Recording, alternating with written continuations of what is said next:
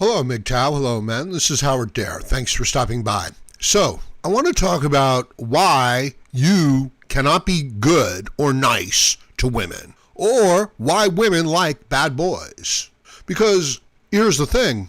Men and boys, everyone in Western civilization, is conditioned to care and look after the women.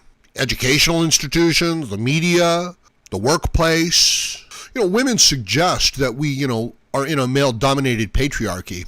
And from a dealing with objective reality point of view, situation, yes, it is. But everything else after that is about the woman's and the female's fifis. And they are becoming even more prominent in our considerations. That's what's going on. Women are coming to dominate the social, economic, political situation. That's the stress. Now, this is why you can't be good to women, why you can't just give them things. Because the male is too inclined already to look after and to take care of the women. He's biologically geared towards doing it. It's connected to his hormones. It's part of our biology. So once a civilization, society, culture, group becomes advanced enough, it can start paying attention to women's wants and needs, to their whims, to their feelings, to their fifis. And that's what we're doing. But the women haven't earned this.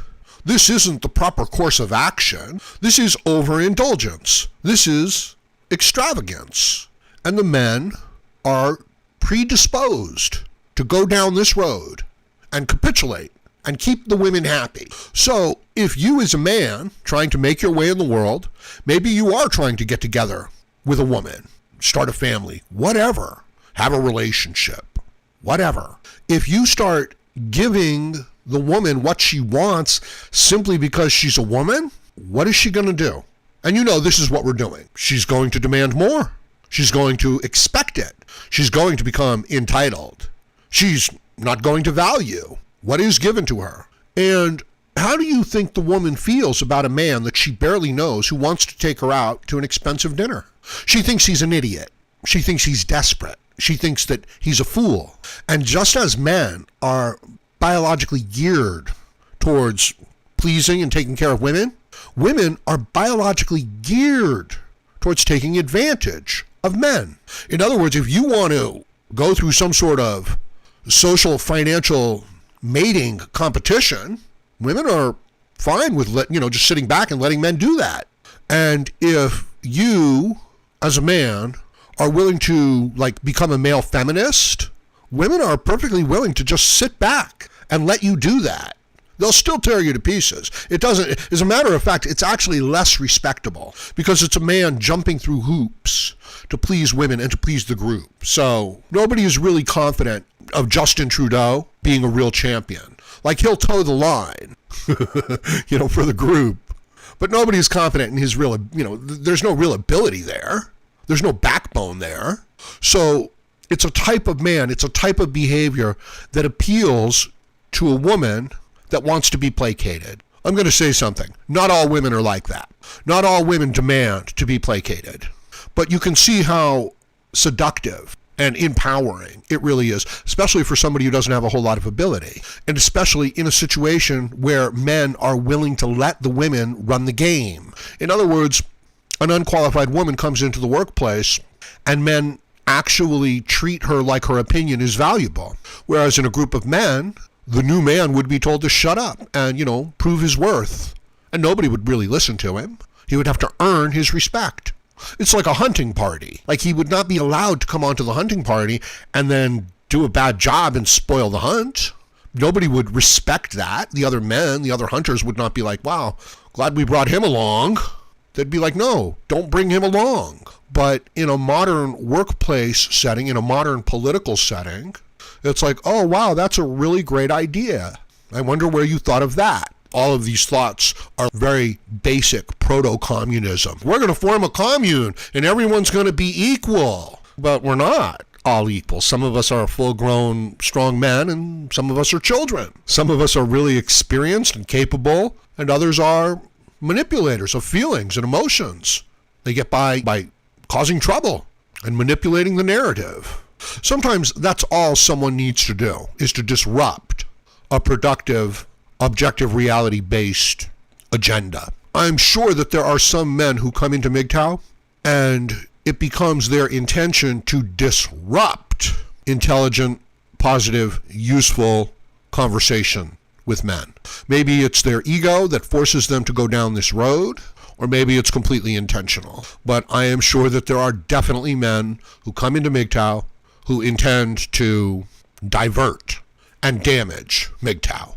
White knights, champions of the status quo, male feminists, cucks, manginas, someone like Justin Trudeau. I've spoken about this extensively. When a person is not bringing value to the marketplace, and this can just be between, two individuals in a relationship. When a person can't bring value to their side of the relationship, what they do is they find fault with the other person. They impugn the motives of the other people, and then they present themselves as paragons of virtue, as champions. But since they have no real skills, the only way that they can do that is by demonizing other people. So usually it is this inversion of the good.